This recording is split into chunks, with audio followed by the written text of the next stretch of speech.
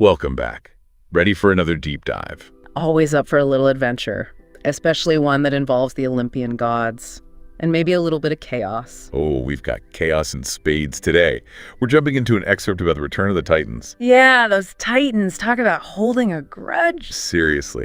But this isn't just about some epic rematch. This excerpt, Yeah. well, it gets you thinking about power. Yeah. Like, what happens when you've been at the top for too long? And what happens when those you've, let's just say, overlooked, decide they want a word or two or a few thousand? The excerpt drops us right into this almost unnervingly perfect moment on Olympus. Sunshine, divine laughter. You can practically hear the nectar flowing. The good old days, at least as far as Zeus and the Olympians are concerned. Right, and that's what makes this excerpt so interesting. It really makes you think about the dangers of that kind of absolute power. It's like when everything is going your way, when you're surrounded by yes people, well, it's easy to lose sight of what's really going on. Exactly. You start to believe your own press releases, and you become blind to the cracks in the foundation. Or in this case, rumblings from a very, very deep basement. Oh, you mean Tartarus? The one and only. Because while the gods are up on Olympus, completely oblivious. Well, Titans are down there, chained up, fuming, and we're not talking about some minor deities with a bone to pick. These are primordial forces. Yeah, like the embodiment of time, the earth, the ocean. Exactly. These are forces older and arguably more powerful than the Olympians themselves. And their leader, Cronus. Well, let's just say he has some unresolved daddy issues. Just a tap. But you're right. This isn't just about a family feud, this excerpt. It makes you feel the Titans return, like Gaia's rage literally tears at the earth, mountains crumble, the seas churn. It's not subtle. Not at all. It's like the excerpt is saying, buckle up, things are about to get real. And the imagery, powerful. You can practically feel the balance of power shifting just reading it. It makes you wonder if the Olympians even stand a chance. But for a while, they're totally unaware of what's coming. That is, until Zeus gets a bit of a wake-up call. Yeah, that part always gets me. It's described as this shiver down his spine, like primal fear, the kind he hasn't felt since he took over Olympus. It's a brilliant way of showing how even a god can be knocked off balance. Absolutely. He's gotten so used to being top dog, to being invincible, that he's completely let his guard down. That's got to be a terrifying realization, to suddenly realize that everything you thought was secure is built on, well, maybe not sand, but definitely something a whole lot shakier than you thought it was. Exactly. It really makes you think about the nature of power. Who should have it? What does it do to you when you have it for too long? And what happens when you lose sight of what it really means? It's a good thing to think about, even for us non-divine folks. So here we are, Titans on the rise, Olympus on edge, and Zeus, well, let's just say he's got some serious thinking to do. Is this a wake-up call? Will he finally see the consequences of his actions, of ignoring, well, pretty much everything but his own comfort and glory? And don't forget Gaia. She's not exactly a happy camper either. The excerpt hints at her rage, her own issues with the Olympians, which really adds another layer of complexity to this whole power struggle. So much to unpack. This excerpt, this moment right before everything explodes, it makes you question, is Zeus's fear the beginning of his downfall? Or the start of something better? Can a god like Zeus actually redeem himself? Can he learn from his mistakes and become a better, wiser, dare I say it, a humbler ruler? Yeah. Or something's just inevitable? We'll find out in the next deep dive when we tackle the epic showdown.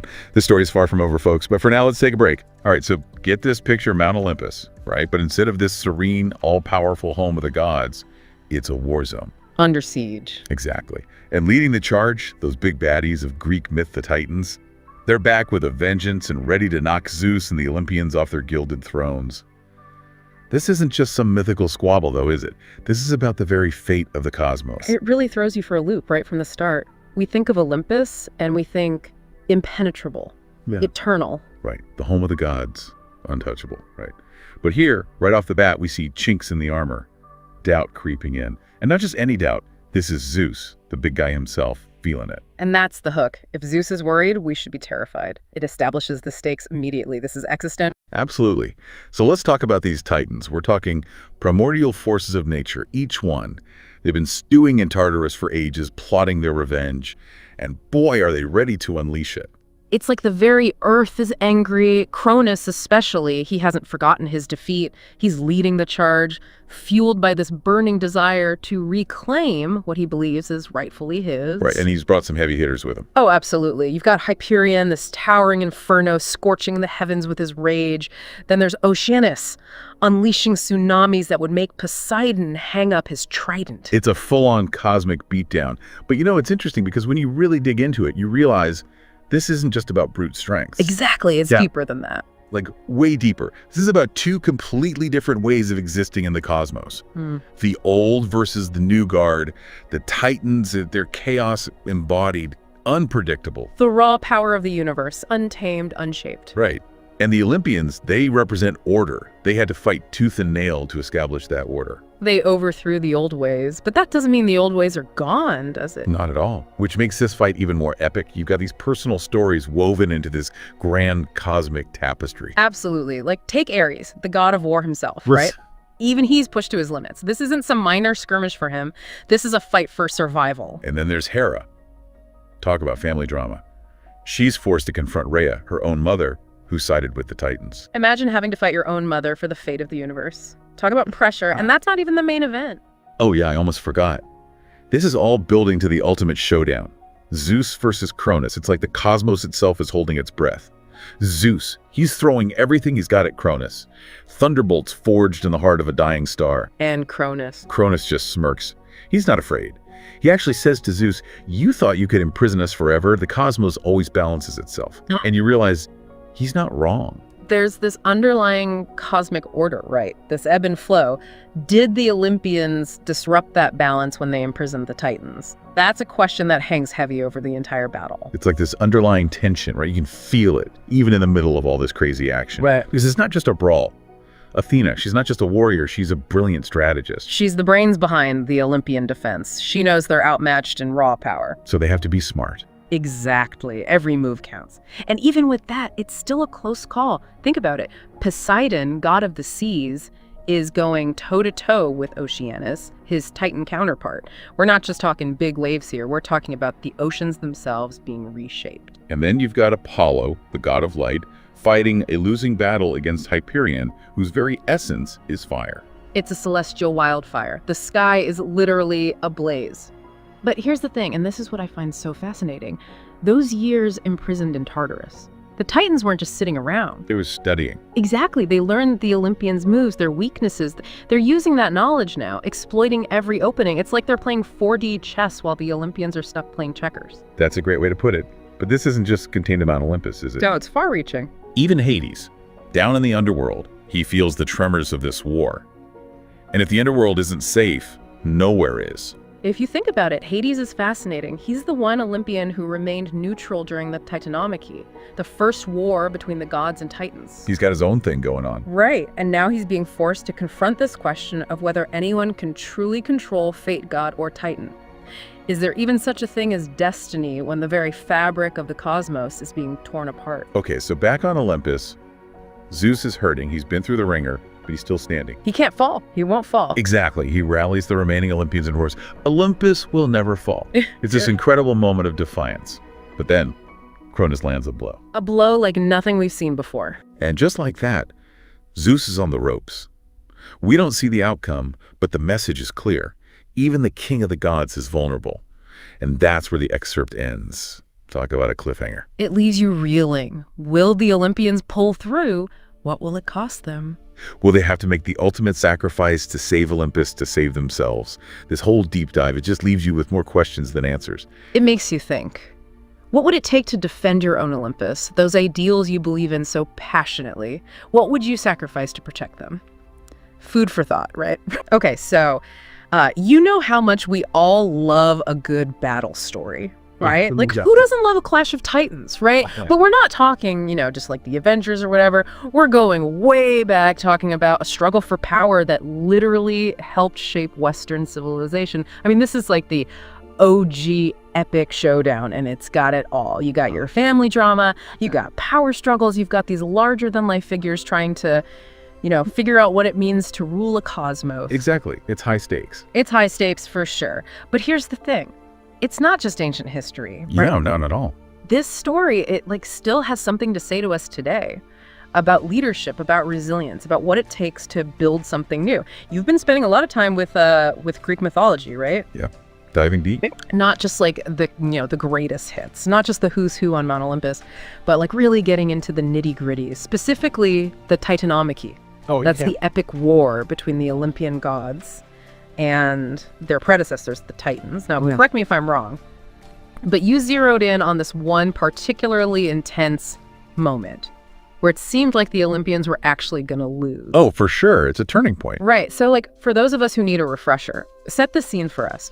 Why is this specific battle, this moment of near defeat? Why is it so important in the grand scheme of things? Okay, so imagine this. You've got this clash not just of like brute force, but of completely different ways of ruling. Okay. The Titans, right? They represent this old power, raw, primal, often bordering on like full-on tyrannical. Okay. So not exactly the kind of rulers you want to like grab a drink. No. Not unless you enjoy like, being terrified. Right. Not exactly picnic. So where do the Olympians fit into all of this? Were they just like, a slightly less intense version of the Titans? That's where it gets interesting. They weren't just a different flavor of the same thing. They represented a new order, a new vision for the cosmos. But, and this is key, they were still figuring things out themselves.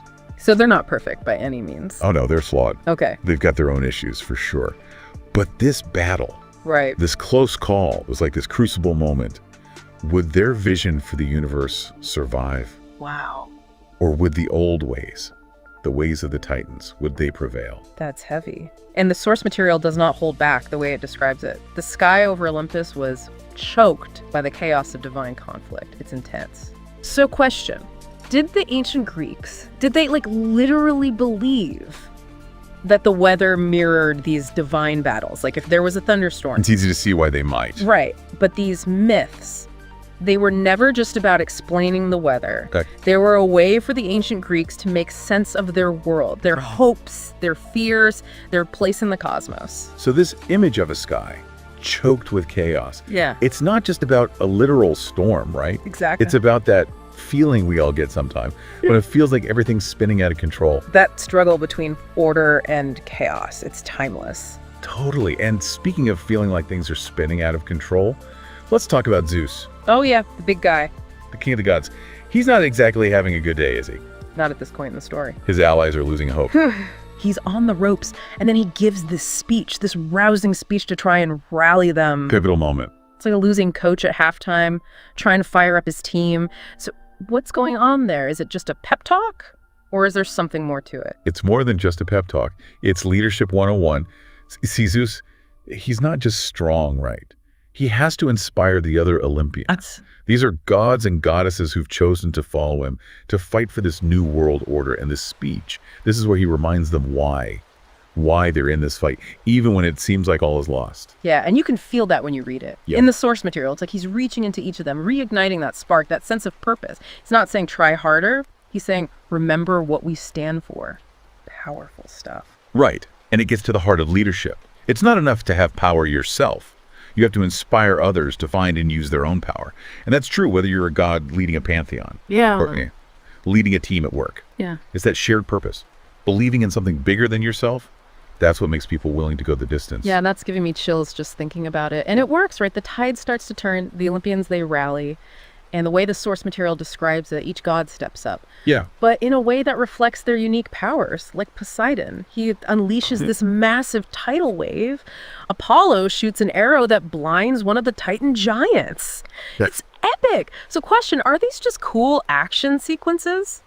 Or is there something more going on here? Well, there's always more going on. Right. Remember how we were talking about the Titans?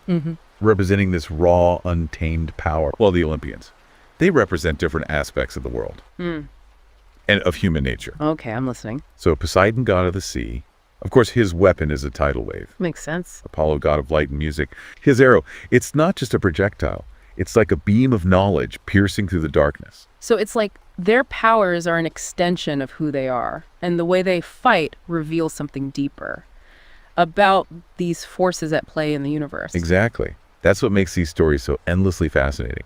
You can enjoy them on one level as these exciting adventures, but they're also profound meditations on human nature, on the forces that shape our world, and how we navigate them. But There's another player on this cosmic battlefield, someone we haven't talked about yet. Wait, you mean Hades? Oh, yeah. Talk about making an entrance. Seriously. He has been conspicuously absent this whole time, just chilling in the underworld, while everyone else is duking it out. And then, bam, he shows up with an army of the dead. Talk about a power move. Strategically, symbolically, what's going on there? Well, first of all, I think Hades gets a bad rap. You think? He's always portrayed as this, like, evil, sinister figure. Well, like the villain in every Disney movie. Exactly. But this isn't Hercules. We're talking about the real deal here. And the reality is, Hades is a necessary part of the cycle. He rules the underworld, yes. But death is as much a part of life as life itself. Okay, that's a good point. His decision to join the battle at this critical moment, it shows that even those forces we might consider dark or uncomfortable, they have a role to play in maintaining balance. So it's not just about good versus evil. Right. It's about the interplay of all these different forces. And strategically, bringing in an army of the dead, that's got to be a game changer. Oh, absolutely. It tips the scales, and it highlights just how high the stakes are. Everything was on the line here. The Titans were a genuine threat, not just to the Olympians, but to the entire cosmos as they knew it. Wow. And that's when we get this really powerful image. In the source material, it describes Zeus's lightning bolt being forged from the combined power of every god who stood by his side. It's not just his power anymore, it's all of them coming together. That's such a pivotal detail. It's a shift from individual strength to collective power. The Olympians, each with their unique abilities, they finally understand that true strength lies in unity. Which, if I'm not mistaken, echoes back to Zeus's earlier speech. But being protectors, not just rulers. It's like that message, it finally clicked for them. And it's clicking for me right now, too. Teamwork makes the dream work, right? Right. But like on a cosmic scale, I mean, talk about a power move. But, you know, even though the Olympians win in the end, the source material makes it clear that it wasn't easy. Oh, no. And they're forever changed by this war. It's a traumatic experience. So, like, what are the lasting implications of this victory? Well, they learned the hard way that power, even divine power, is not guaranteed. Right. They're almost completely wiped out. Right. So they rebuild Olympus.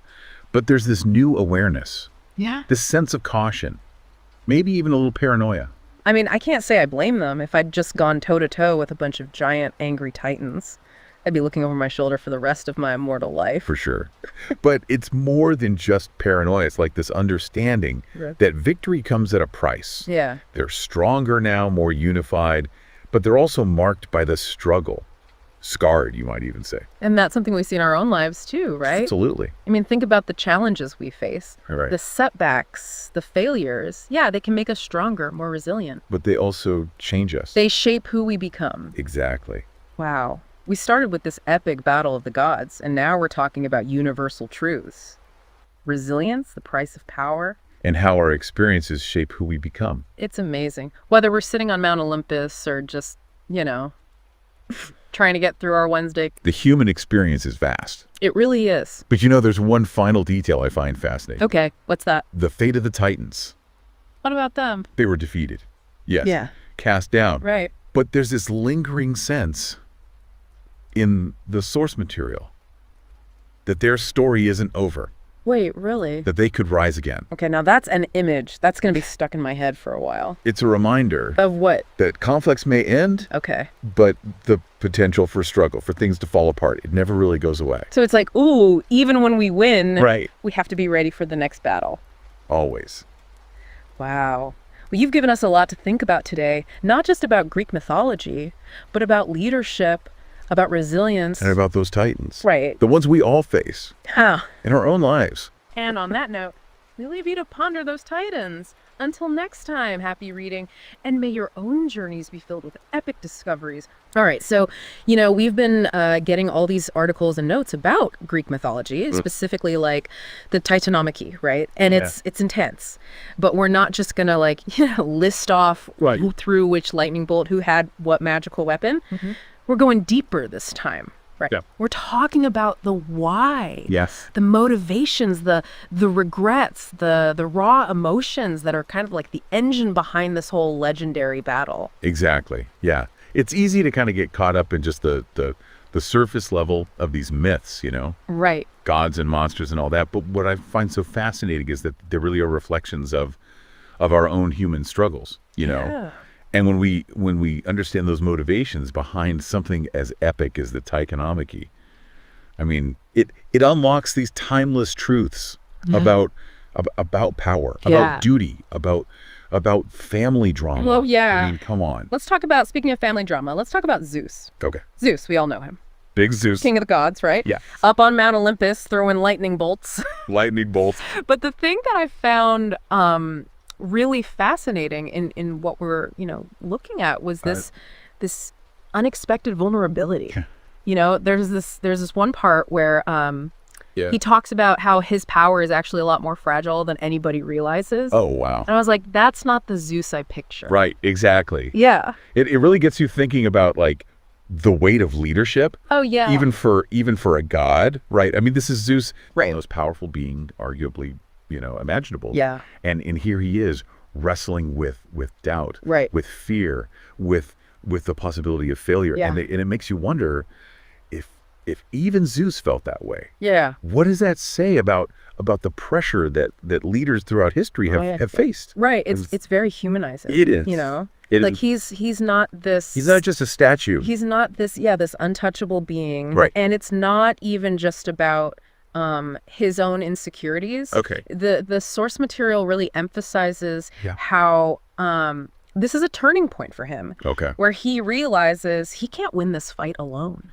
Interesting. He needs the other gods. He needs his family right, to stand with him. Wow. It's a powerful message about unity. Yeah. About collaboration. Mm-hmm. Even when you're at the top, you still need other people. Absolutely, yeah. The source highlights how that realization for him, the need for unity, is actually like a turning point in the whole thing. Right. It's not just about brute force. Mm-hmm. It's about recognizing the value of alliances, of working together towards a common goal. It makes you think, like, in our own lives, how many times are we trying to, like, shoulder burdens alone? Oh, yeah. When really what we need to do is reach out and build those connections and Totally. But, okay. Yeah. We can't talk about family drama without mentioning the king of holding a grudge, Cronus, imprisoned by his own children. Talk about a recipe for resentment. No, absolutely. I mean, the source material paints Cronus as this figure consumed by revenge and regret, right? Yeah. But if you peel back those layers of anger, right, there's this deep-seated pain there. Yeah. Stemming from the betrayal of his own family. Yeah. Of course. That cuts deep, man. Right. Even for a Titan. It really makes you think about, how powerful the ties of family are. Yeah. For better or worse. Absolutely. And it's easy to just label Cronus as the villain. Sure. But I actually found myself feeling a little bit sympathetic towards him. Sure, because that primal fear of being replaced, of losing your purpose, it's relatable. It is. Even on like a cosmic scale. Totally, yeah. What's tragic about Cronus isn't simply his thirst for revenge, right? Right. It's his inability to move on from the past. Right. The source describes him as trapped, unable to adapt to this new world order, forever clinging to what was, Yeah. And it's really a cautionary tale, I think, about the dangers of letting past grievances just dictate your present and your future. Yeah, it's like he's frozen in time. It is. He's frozen in time, unable to see that by holding on so tight to the past, he's actually ensuring his own downfall. Exactly. You know what I mean? Yeah. Yeah, it's almost as if he's like fighting against time itself. Right. Like refusing to acknowledge that time moves forward. Yeah, and it makes you think, like, how often do we do that in our own lives, right? Like we get so fixated on past hurts or like, roads not taken that we miss out on what's right in front of us. Yeah, absolutely. But it's interesting because it's not just the big names like Zeus and Cronus who are having these internal struggles. The source material does a really good job of showing how even like the supporting cast, Hades, Athena, Poseidon, they've all got their own baggage. Oh, yeah? That they're lugging around during this epic battle. It really speaks to, I think, the universality of these myths. Yeah. Right? I mean, it's not just that these are stories about gods and monsters and all that. Right. It's that they're grappling with self-doubt, with the need for validation, Yeah. with finding their place. Right. You know? Take Hades, for example. Okay. Yeah, I mean, you'd think being like king of the underworld Right. be like enough, right? See, come on. You've got it made, You right? have your own realm. You've got your own realm. Yeah. What more do you want? Yeah, exactly. But the source material hints at this really, really deep conflict within him. Right. You know? Like, can't you Olympians just leave me alone down here? Right. Exactly. Like, I've got souls to sort. I've got, eternal darkness to manage. Leave me alone. Doing my gig. Yeah. But he understands Yeah. that there's something more at stake here Right. than just his own kind of like peace and quiet. Right. The balance of existence is in jeopardy. Right.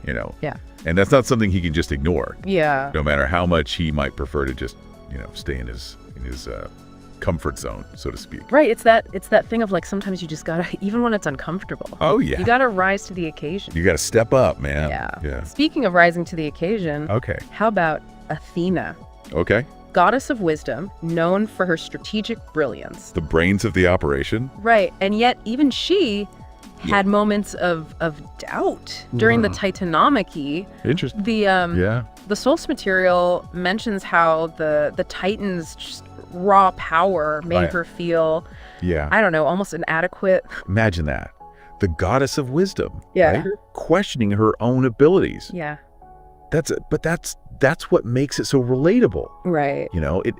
It shows us that even the most brilliant minds among us Hmm. still face these challenges. Of course. Still have those moments of, can I really do this? Yeah. And Am I good enough? Yeah. the source really emphasizes how Athena really learns a valuable lesson Okay. during all of this. Okay. It's that sometimes even the best laid plans Right. get completely disrupted Of course. by forces beyond our control. Right. And it's about being able to adapt. Mm-hmm. It's about trusting your gut. Right. It's about finding that inner strength Yeah. when everything seems so uncertain. It's comforting, right? It is. To know that even the gods are like, well, I guess we're just going to roll with the punches now. Exactly. Okay, and then there's Poseidon, Okay. always kind of in Zeus's shadow. Right. Right. It finally gets his moment to really shine here. Totally. The source material portrays him as this like powerhouse, Yeah. ready, just chomping at the bit Yeah. to prove himself, Still waiting for this. to step out from under his brother's shadow. Yeah. And really like make an impact, Is that very human need, right? Yeah. To be recognized. Yeah. To know that your contributions matter, to make your mark. Right.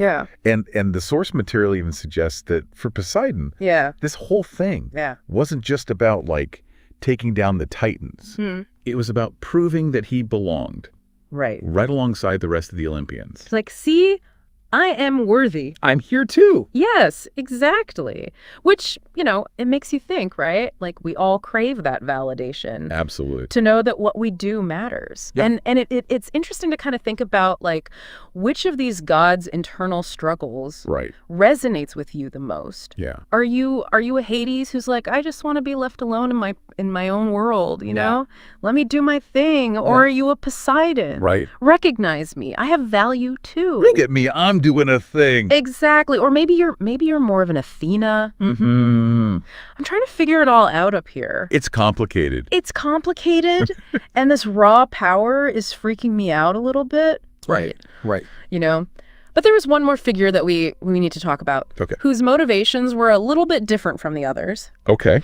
and that's Gaia, the Earth Mother. Gaia, right?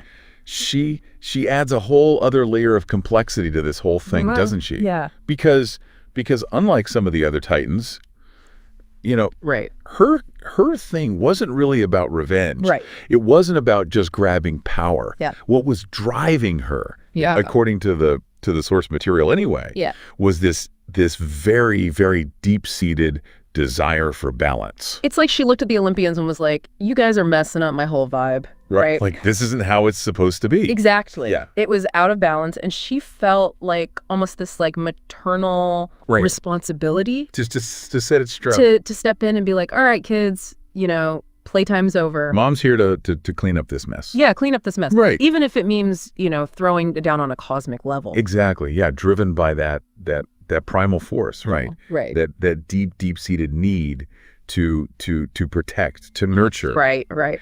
But here's where it gets really, really interesting. Okay. Is that the source material also mentions Gaia's regret Oh, wow. in the aftermath. Okay. So even with these good intentions, Right. her actions still led to a lot of pain, a lot of suffering, a lot of destruction. Yeah, it's that whole like It's that classic road to hell paved with good intentions kind of thing. Exactly. Yeah. It's like her story just it adds this whole other dimension to it, because it's like we can't easily just put these guys in boxes. Right. Good versus evil, right versus wrong. It's not that simple. It's not that simple. Right. It's so much more complex than that. And it reminds us, I think, that even in these epic myths, Right. where the stakes are life and death and the fate of the cosmos, Right. it's still so rarely about just clear-cut heroes and villains. Right. What we find instead are individuals, even gods and titans, driven by these really complex and oftentimes very conflicting motivations. Yeah, and it's like you're holding up a mirror It is. to humanity in a way. It is, absolutely. It's like we've been on this incredible journey, right? We have. Like exploring these legendary figures.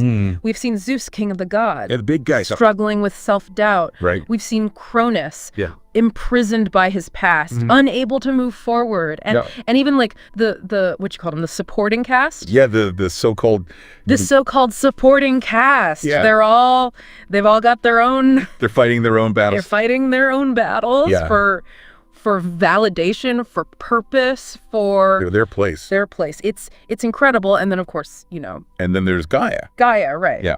Whose story just, I think, really throws a wrench in the whole thing. Really makes us rethink those easy answers, right? Yeah. It's so easy to just categorize and make assumptions about, who's good and who's bad. Right.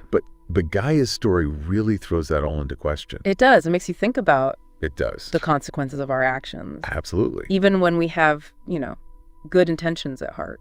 Yeah. And I think that's what I find so powerful about these myths, right? Yeah. Is that they offer us this incredible glimpse Yeah. into what it means to be human, Right. right? To grapple with these big questions, to face these challenges and uncertainties, Right. and to realize that even gods and monsters have to deal with the same stuff we do. Yeah. It's like these stories were passed down, for a reason. Oh, absolutely. Not just to entertain, but to guide us, To teach us, yeah. to help us. To help us make sense of our own lives. Yeah, to navigate all the messiness of Of being human, right? being human. Yeah. And if these mythical figures, Right. these beings that we often see as representations of our highest ideals, Right. and sometimes our darkest impulses, Right. if they can stumble and fall, if they can experience doubt and regret, Yeah. then what does that tell us about ourselves? That's a really good question. Right. It's a really good question to think about. It is. And maybe that's the greatest gift these myths offer us, What's that? that we're not alone Yeah. in any of this, right? Gods and mortals alike, Right. all trying to figure it out as we go. We're all in this together. We are all in this together. I love that.